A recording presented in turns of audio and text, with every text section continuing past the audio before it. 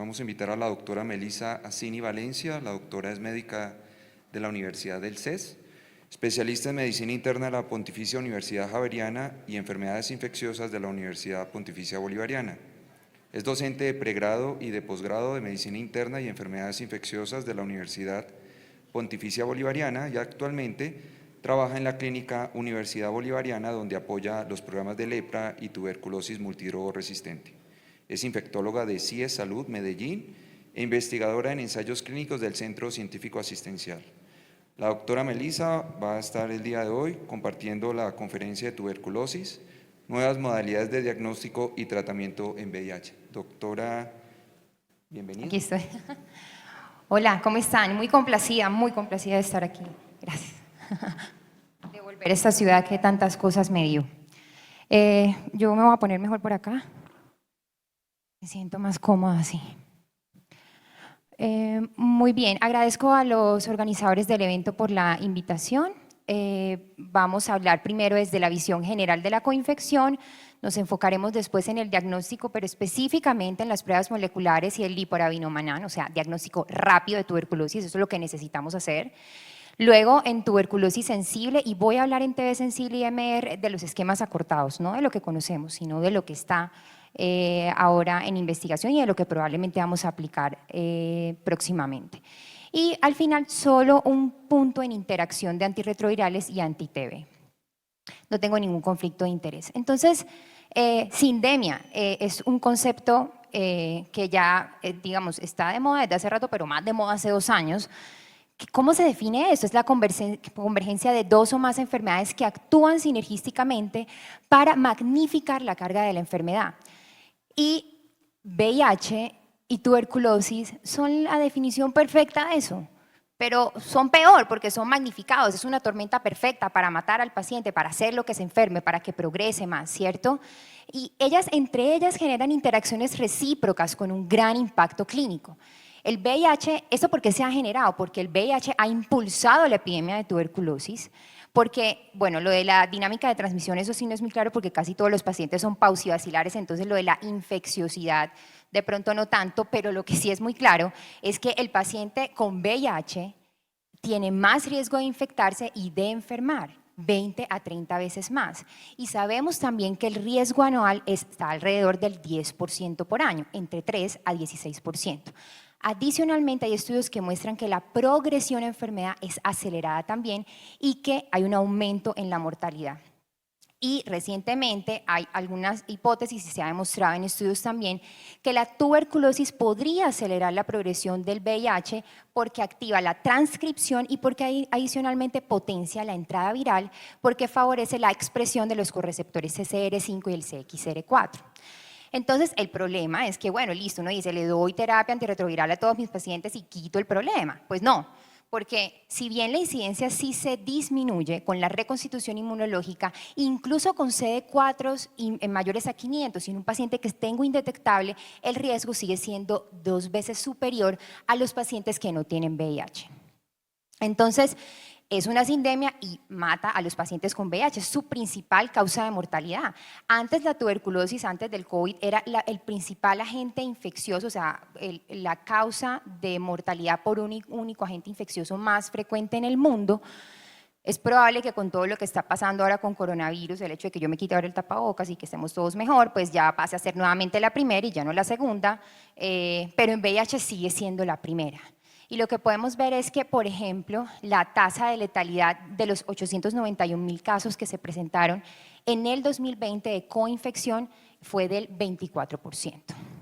En Colombia, pues lo que sabemos es que el 12% de los pacientes tienen coinfección, pero el problema es que si aquí, por ejemplo, vemos, estos pacientes tienen menos éxito del tratamiento, está alrededor del 50%, la mortalidad es mayor y la pérdida en el seguimiento es mayor comparado con otras poblaciones. Y lo otro es que en el contexto de TBMR es la comorbilidad más frecuente. Entonces, eso también es importante tenerlo en cuenta. Muy bien, entonces pasando al diagnóstico, pues el diagnóstico de tuberculosis en VIH se hace igual que el de un paciente que no tiene VIH, pero representa retos para nosotros. ¿Por qué? Porque en la clínica predominan los síntomas constitucionales, especialmente en el contexto de una TB extrapulmonar. no los síntomas respiratorios, porque en la radiografía de tórax en un paciente que está severamente inmunosuprimido uno no va a encontrar la caverna, sino más de pronto los hallazgos radiológicos de una tuberculosis postprimaria progresiva. Entonces, el problema es ese, que la sensibilidad, al menos de la radiografía de tórax, es menor. Y la microbiología también es un problema porque ellos con más frecuencia son pausivacilares, entonces yo necesito pruebas que tengan un nivel de detección menor para poder hacer un diagnóstico oportuno y empezar el tratamiento que debe ser rápidamente. La histopatología también muestra hallazgos atípicos con granulomas mal formados. Entonces, esa es la dificultad del diagnóstico. Aquí lo que vemos es que este es el límite de detección de menor a mayor y podemos ver, creo que acá, o tal vez acá, perdón. Esta es la vaciloscopia, ¿sí? Que tiene el límite de detección de 5.000 a 10.000 unidades formadoras de colonia por mililitro y vemos cómo las pruebas moleculares, el EXPER, el LAMTV, el EXPER Ultra, se van acercando más a la sensibilidad de los cultivos como el MIGIT, que puede ir de 10 a 100 mililitros o unidades formadoras de colonia por mililitro. Uno de los componentes esenciales para dar fin a la tuberculosis es el diagnóstico temprano y las pruebas de susceptibilidad universales. ¿Por qué? Porque con eso yo inicio el tratamiento rápidamente e inicio el tratamiento que debe ser, ¿sí? Porque si identifico la resistencia, pues le doy tratamiento de multidrogoresistencia a mi paciente. Y por eso es que la OMS ha hecho una actualización de sus recomendaciones en pruebas rápidas y en todos, absolutamente en todos los escenarios están fuertemente recomendadas las pruebas moleculares por encima de la vaciloscopia y por encima de las pruebas por encima de los cultivos y por encima de la prueba de susceptibilidades fenotípicas para hacer detección de tuberculosis tanto pulmonar como extrapulmonar y también para hacer detección de resistencia, ¿sí? Lo que les voy a mostrar aquí es que ellos plantean varias metodologías. Hay unas rápidas como el EXPER, que son de menor complejidad, pero otras, por ejemplo las que vemos acá, que son de moderada complejidad como Abbott, PDMax y el Fluorotype, que pues nosotros entiendo no lo tenemos. Ahorita les voy a mostrar y a recopilar un poco más como las ventajas y desventajas de cada una de estas pruebas. Pero lo importante es hacer un diagnóstico rápido. Eso no quiere decir que debamos de hacer cultivos o pruebas de susceptibilidad o vaciloscopias, pues con todo respeto, yo estuve en la charla de la conmemoración de tuberculosis y pues el mensaje era como nunca más en su vida haga una tuberculosis, una vaciloscopia, perdón. Pero yo pienso que el mensaje es, usted le tiene que dar prioridad a la prueba molecular. La vaciloscopia es un elemento para el seguimiento o en el contexto de que usted tenga una sospecha de una micobacteria no tuberculosa también le puede servir.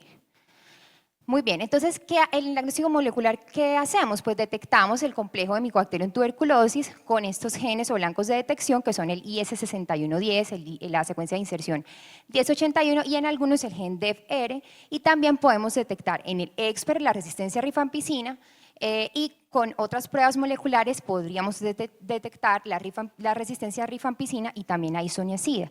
Las pruebas moleculares se pueden dividir de baja o moderada complejidad según la infraestructura que usted requiera para poder aplicarlas, ¿cierto? Implementarlas. Y pueden ser PCR multiplex, que son en su gran mayoría, los ensayos de sonda en línea, que son el genotype, y adicionalmente podemos hacer también secuenciación genética. Entonces, algunas palabras de un amigo conocido. Ya tenemos mucha experiencia manejando el EXPER, lo conocemos. Hay un nuevo amigo hace unos años que es el Ultra. Lo que se intenta es mejorar la sensibilidad con un nivel de detección para el Ultra de 16 unidades formadoras de colonia por mililitro y para el EXPER de 131 unidades formadoras de colonia por mililitro. La resistencia en ambas pruebas sí requiere un poco más de unidades formadoras de colonia. Importante, esto no sirve para evaluar la respuesta al tratamiento, esto me sirve para hacer el diagnóstico. Y adicionalmente con Ultra, tiene que usted hacerlo en un diagnóstico clínico apropiado y con una alta probabilidad pretest, porque el problema es que pierde especificidad la prueba. Entonces, con las trazas y que el paciente no le cuadra tanto, se empieza como a confundir un poco más. ¿Qué ventajas tienen estas pruebas? Que se pueden hacer tanto muestras pulmonares como extrapulmonares. Ahí les recopilo una información de Cochrane sobre la sensibilidad de ambas pruebas en estos escenarios, pero quiero que nos centremos en VIH positivo y en pausivacilares, donde al menos para Ultra la sensibilidad del 87% en VIH positivos pierde especificidad comparado con el EXPER, como les contaba previamente. Perdón. Pero algo que se ha visto y es que una cosa es que su prueba le detecte más, pero en desenlaces clínicos, ¿eso en qué se traduce? Y sí, se ha encontrado. El EXPER impacta un desenlace clínico que es la mortalidad y también la mortalidad en pacientes con VIH, entonces eso es algo muy importante. En tuberculosis extrapulmonar dijimos, ¿será que ahora vino el ultra a solucionarnos la vida en TB meningia? Pues un poquito, pero no tanto, ¿cierto? Sí, la sensibilidad es mejor que en el EXPER convencional.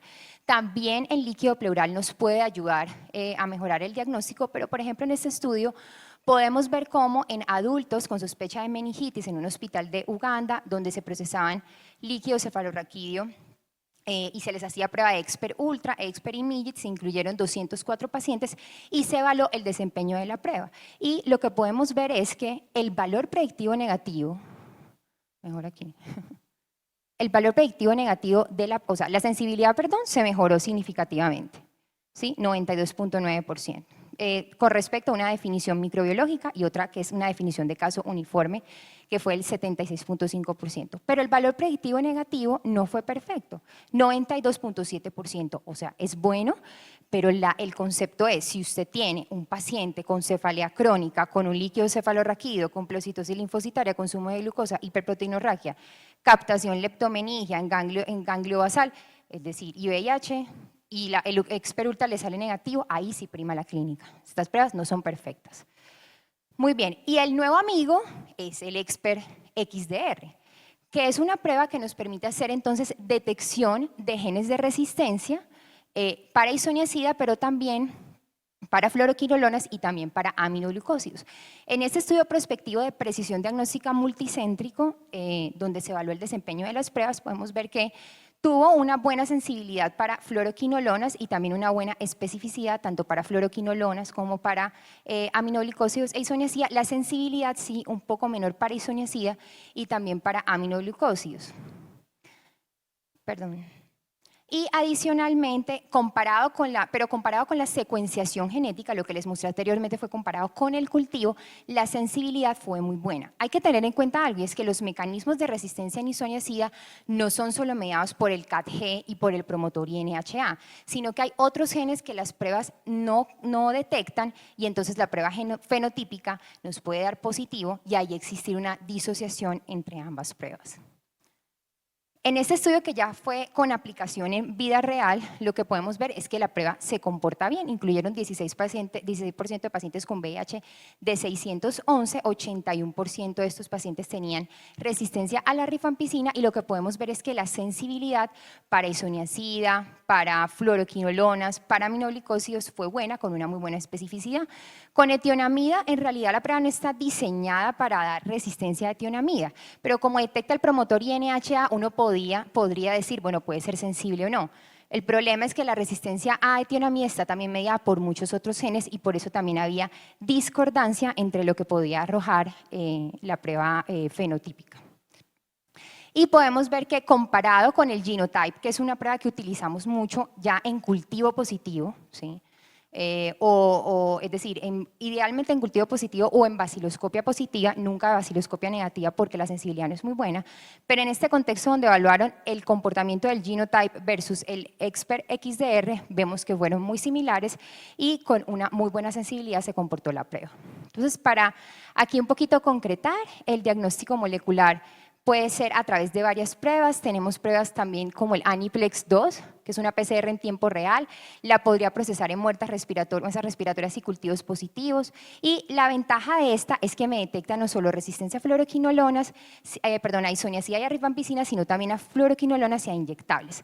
El genotype del cual les hablé, que idealmente la recomendación es hacerlo siempre desde una prueba positiva, baciloscopia positiva o cultivo positivo, porque en baciloscopia negativa vemos cómo la sensibilidad se reduce un 77%. Hay otra prueba que, por ejemplo, en el Hospital Pablo Tobón Uribe tienen, que es el Elite Ingenius, que se hace sobre muestras respiratorias, pero también biopsias, y vemos que, miren por favor, esto es espectáculo. 6 unidades formadoras de colonia de límite de detección, o sea, incluso inferior al cultivo. Entonces hay muchas plataformas, hay plataformas de mayor complejidad como por ejemplo la de Roche o la de Abbott. Todas estas tres se hacen sobre muestras respiratorias, miren los límites de detección que son muy bajitos, comparables a los del cultivo, y las ventajas es que pueden detectar resistencia a rifampicina y isoniazida desde muestra directa y que usted puede procesar muchas muestras en varias horas. ¿Qué va a elegir usted? Pues lo que su laboratorio le ofrezca, pero tenga algo. ¿Sí? Eso es lo importante. Muy bien, y con respecto, ¿cuánto me queda? Oh Dios, al liporavinomanán, entonces, esta es una prueba que es un glicolípido de pared celular externa y lo que detecta, pues este glicolípido lo detecta en la orina y es una prueba que es muy rápida para el diagnóstico de tuberculosis. El problema de esta prueba es que a menor recuento de CD4, la sensibilidad es mejor, pero cuando usted tiene un paciente con CD4 mayores de 200, por ejemplo, la sensibilidad se reduce a un 24%. Lo que sí es que ha mostrado que puede reducir la mortalidad en un 15% en pacientes pues, con VIH y es una prueba rápida. Y para terminar la parte pues, de diagnóstico, vemos entonces cómo la secuenciación genética vino para quedarse, tenemos dispositivos en la mano, es decir, caben en la mano. El problema va a ser entonces, si yo tengo una mutación, ¿eso se traduce en qué? ¿En resistencia, sí o no? Ahí es donde va a estar como la dificultad, pero los tenemos disponibles pues en epidemiología molecular también es muy importante. Y pues estos son biomarcadores para predecir la probabilidad de pasar de una TB latente a un riesgo de enfermar o de progresar, que ayer el doctor Roncasio nos habló un poco de ellos. Voy a adelantarme un poquito de esto para hablar entonces del tratamiento de la tuberculosis sensible. Solo un mensaje alrededor de esto. Ya, es decir, está súper demostrado. La tuberculosis sensible en pacientes con VIH se trata con esquemas diarios. Los esquemas interdiarios han mostrado una respuesta no favorable. No los podemos hacer, ¿listo? Lo otro es que pues, veníamos muy estancados en los últimos 40 años con respecto al tratamiento, 6 meses para todo el mundo, 6 meses para todo el mundo. Y lo que estamos viendo ahora es que buscamos esquemas acortados también en tuberculosis sensible. En ese estudio que es el ACTG 5349, se evaluó un esquema entonces control comparado con rifapentina en reemplazo de la rifampicina o rifampicina con moxifloxacina en reemplazo de la rifampicina y del etambutol. ¿Y qué fue en ese estudio? Que fue un estudio multicéntrico, aleatorizado, de no inferioridad. Se incluyeron pacientes con VIH, pero ojo, tenían más de 100 CD4 y solo podían recibir de terapia antirretroviral efavirenz. ¿Qué fue lo que encontraron ellos en este estudio? Entonces, aquí en el grupo de rifampicina y moxifloxacina estuvo por debajo o cumplió el criterio de no inferioridad con respecto a el desenlace que fue ausencia o supervivencia libre de la enfermedad 12 meses después de la aleatorización. Y el problema es que bueno, hay que hacer estudios de costo-efectividad y que en este contexto está altamente recomendado hacer una prueba de susceptibilidad molecular a fluoroquinolonas para poder iniciar este tratamiento. En un subgrupo de VIH que presentaron el año pasado, lo que podemos ver es que estos pacientes, que en su mayoría ya venían recibiendo terapia antirretroviral, el desenlace fue favorable, especialmente para el grupo de rifapentina moxifloxacina, y que no hubo diferencias en términos de la eficacia con respecto al estatus de VIH. Para el grupo de rifapentina solito, sin moxifloxacina, el precepto de no inferioridad no se cumplió. Y tener en cuenta que vienen muchas cosas. El TRUNC-ATV es un estudio donde se van a evaluar 4 brazos distintos contra el grupo estándar, donde vamos a combinar esquemas esterilizantes potentes, altas dosis de lo que tenemos, bedaquilina, para ver si podemos dar esquemas de tratamiento en TB sensible incluso de 2 meses. Es probable que tengamos ya resultados de este estudio en los siguientes meses. TB resistente, pues si para TB sensible queremos buscar esquemas acortados, imagínense para tuberculosis resistente. Un paciente al día 730 podía recibir hasta 4.600 pastillas. ¿Ustedes saben qué es eso? Es terrible. Entonces hay que buscar algo que sea mejor para los pacientes, más cortos, menos tóxicos, más eficientes. Entonces, basado en este metaanálisis que ustedes conocen, se pudo definir cuáles eran los esquemas que predecían un mayor éxito o lo que se asociaban a un mayor éxito de tratamiento y a una menor toxicidad. Pues el Inesolid sí tiene alta eficacia, pero lo de la toxicidad hablaremos después.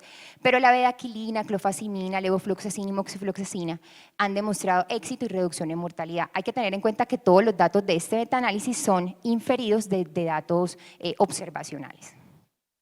Entonces se consolidó lo que conocemos ahora como el esquema corto, esquema largo, el grupo A, B y C, para poder armar los esquemas de tuberculosis multidrogo resistente. Pero me voy a centrar en esto, y es que en el MIX-TV, que buscando una alternativa de acortar tratamientos en pacientes con tuberculosis XDR, entonces se combinó bedaquilina, pretomanid y linezolid. Ojo, esto es un estudio observacional, esto no es un RCT, ¿listo? Y se hizo una evaluación y por 6 meses se les dio tratamiento con pretomanid, bedaquilina y linezolid. Y la dosis de linezolid fue de 1.200 miligramos cada día. Podemos ver que el endpoint de eficacia primario fue la incidencia de un desenlace no favorable que se definía como fallo al tratamiento o recaída a los 6 y 24 meses de tratamiento. Y lo que podemos ver es que incluyeron 51% de pacientes con VIH que tenían enfermedad cavitaria en un porcentaje muy importante, y que la respuesta fue favorable tanto para los pacientes XDR como tuberculosis multidrogo resistente que no respondía al tratamiento o que era intolerante. Y que, si pueden verla, el momento en el que ellos negativizan los cultivos es casi que muy similar a la negativización de cultivos de un paciente con tuberculosis sensible. El problema fue la toxicidad con linezolid. Si ustedes pueden ver, de los 109 pacientes, solo 16 terminaron recibiendo los 1.200 miligramos diarios. Después tocó hacer modificaciones, bajar las dosis a 600, darles 300, 600 miligramos interdiarios, en fin. Entonces, hay mucha neuropatía periférica especialmente, y la anemia también fueron los problemas. Y a raíz de eso se diseñó este RCT, donde, basándose en los resultados del MIX-TV, se compararon esquemas de bedaquilina y pretomanid, pero con duraciones y dosificaciones de linezolid distintas. Entonces, por ejemplo, les daban a los pacientes el esquema que les mostré: linezolid cada día por 2 meses, 1.200 miligramos, o linezolid 600 miligramos cada día por 6 meses, o linezolid 600 miligramos cada día por 2 meses. ¿Y qué fue lo que ellos encontraron? Entonces, lo que encontraron fue que en términos del desenlace de respuesta favorable, pues fueron respuestas favorables similares, pero digamos para el grupo de bedaquilina, pretomanid, linezolid de 600 miligramos por 26 semanas, fue el que más se asimiló, digamos, al grupo de estudio, de comparación, que es el BIPAL. Pero, y en términos además de seguridad, vemos como la neuropatía periférica y la anemia, si bien no fueron inferiores al grupo de 9 semanas con 600 miligramos de linezolid, fue menor comparado con los grupos de duraciones más prolongadas. Entonces, y la modificación fue, digamos, de solo 13% comparados con los esquemas de 1.200 miligramos. Entonces, cuando uno hace como que uno dice, bueno, ¿qué puede ser mejor? Pues es mantener los 600 miligramos, porque puede ser una dosis con buena eficacia y con menos toxicidad, al menos que los 1.200 miligramos.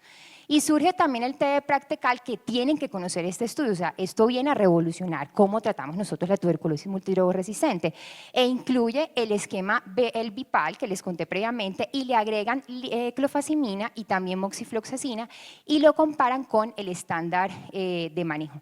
Pues la cosa resultó tan buena que tuvieron que suspender el estudio antes de tiempo. Tener en cuenta que estos pacientes recibían 600 miligramos de linezolid por 16 semanas, y después de eso les daban 300 miligramos, y el tratamiento se administró durante 6 meses. Y vemos entonces cómo en VIH positivo en un 21 a 22%, tenían enfermedad cavitaria en un porcentaje importante, y también resistencia a las fluoroquinolonas. Estos pacientes tenían resistencia a la rifampicina, o sea, eran MDR. Vemos cómo en términos de la eficacia primaria, el número de desenlaces no favorables fue menor en el grupo de bedaquilina, pretomanid, linezolid y moxifloxacina. Y cumplió el criterio de no inferioridad tanto para el análisis por protocolo como para el análisis por intención a tratar modificado. Entonces, y con efectos en seguridad que fueron realmente comparables.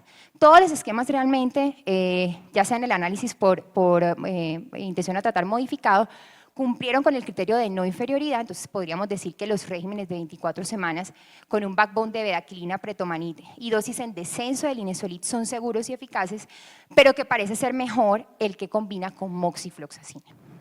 Tener en cuenta que vienen nuevos estudios, uno de esos es el NTV, que tiene varios brazos, entre ellos combinaciones que nosotros administramos a los pacientes en nuestros programas, o sea, no con pretomanid, sino con moxifloxacina, piracinamida, linezolid, bedaquilina, clofazimina. Y este grupo lo que intenta es evaluar esquemas cortos y con varias combinaciones y esperemos tener resultados por allá en el 2023. Como les contaba, los resultados son tan prometedores que la semana pasada una notificación de la OMS con respecto a esto y lo que quieren es que van a actualizar la guía y probablemente en las próximas semanas o meses estemos prefiriendo el esquema de bedaquilina, pretomanid, linezolid y moxifloxacina para tratar la tuberculosis multidrogoresistente. En términos de interacciones, simplemente ustedes saben que el problema con la rifampicina es que es un activador de todos los mecanismos de metabolismo de los medicamentos y con los inhibidores de integrasa, especialmente por las enzimas de glucuronidación. Reduce la AUC de victegravir, dolutegravir, elvitegravir y raltegravir. Entonces vamos a precisar eso y ya voy a terminar. Y con respecto a la bedaquilina, simplemente precisar que el efavirenz disminuye significativamente la exposición o el AUC de bedaquilina y esta interacción sí tenemos que evitarla, o sea, al paciente hay que cambiarle el tratamiento en ese contexto. Entonces, bueno, antes de este estudio que les voy a mostrar, con el Reflate 1 dijeron no, es decir, usted podría usar raltegravir 400 miligramos cada 12 horas y eso es comparable al efavirenz, no tiene que incrementar la dosis a 800 miligramos cada 12 horas para evitar el efecto de la inducción de la rifampicina. Sin embargo, este estudio, que es el Reflate TV2, comparó 400 miligramos cada 12 horas de raltegravir contra efavirenz y no cumplió el criterio de no inferioridad. Ahora, cuando evaluamos por subgrupos, tal vez sí sea comparable en cargas virales menores a 100.000 o CD4 mayores a 200. Y otra pregunta, entonces tenemos que darle dolutegravir a todo el mundo cada 12 horas, pues eso es lo que venimos haciendo porque reduce la UC significativamente, pero también hay algunas observaciones y ya hay un RCT en curso que nos hace plantear eso, si será necesario darle 2 dosis a estos pacientes. Entonces, por ejemplo, en esta experiencia de un programa de Botsuana, vieron cómo, esto es observacional, ¿no? 50 miligramos cada día comparado, bueno, y 50 miligramos cada 12 horas, lograron un éxito en el tratamiento de TB sensible 92-90% y una supresión virológica bastante buena. Entonces es algo que viene en boga. Un minuto, no voy a tomar más de un minuto. En conclusión, el presente y futuro del tratamiento de la tuberculosis se dirige a manejos individualizados. Es que no podemos ir todos a un mismo costal, no todo el mundo son 6 meses, tampoco todo el mundo son 9. ¿Sí? Es decir, es distinto el paciente con una T extrapulmonar, con una enfermedad cavitaria, con CD4 menores a 50 o a 200, entonces hay que estratificar el riesgo del paciente para establecer una duración apropiada e individualizar el manejo. ¿Y qué buscamos? Esquemas más cortos, menos tóxicos, que sean muy eficaces. Hay combinaciones muy prometedoras, ya sea basados en lo que tenemos viejo para optimizarlo, o sea, aumentar dosis de rifampicina, por ejemplo, ese tipo de cosas. Hacer un repropósito del objetivo de medicamentos que conocemos muy bien, como las fluoroquinolonas o, por ejemplo, el linezolid, ¿cierto? O en nuevos medicamentos. De todas maneras, la toxicidad no es despreciable. Tenemos un problema con el linezolid y eso es lo que estudios más adelante nos van a decir, ¿cierto? Definitivamente, sí es mejor entre menos dosis, menos efectos adversos. Y tener en cuenta que si por algún motivo empezamos a adoptar los esquemas basados en moxifloxacina, tenemos que hacer una vigilancia muy estrecha desde el Antimicrobial Stewardship para que no se nos pase ninguna resistencia, porque finalmente las fluoroquinolonas son el tratamiento pilar de la tuberculosis multidrogoresistente. Y obviamente hacer una revisión detenida de las interacciones medicamentosas. Yo me despido con esto. Este es un momento muy especial en nuestra consulta de tuberculosis. Le entregamos al paciente un diploma el día que termina su tratamiento que dice lo siguiente: estamos orgullosos de ti. A mí me conmueve mucho leer eso. De hecho, casi siempre lloro cuando lo leo. Un poco más de persistencia, un poco más de esfuerzo y lo que parecía difícil de alcanzar puede convertirse en un éxito glorioso. Estás curado. Es que yo les digo algo, a veces el menor problema de un paciente es la tuberculosis. Y ahora que estoy tan involucrada en esto, les puedo decir que nuestras reuniones se centran más en mi paciente no está comiendo, mi paciente consume drogas, mi paciente lo abandonó a su familia. Entonces, ningún medicamento, ningún esquema va a ser suficiente si no hay un abordaje multidisciplinario, especialmente para el manejo de los pacientes con TBMR. Cualquier inquietud, ahí les dejo mi correo. Muchas gracias por su atención y gracias por el tiempo.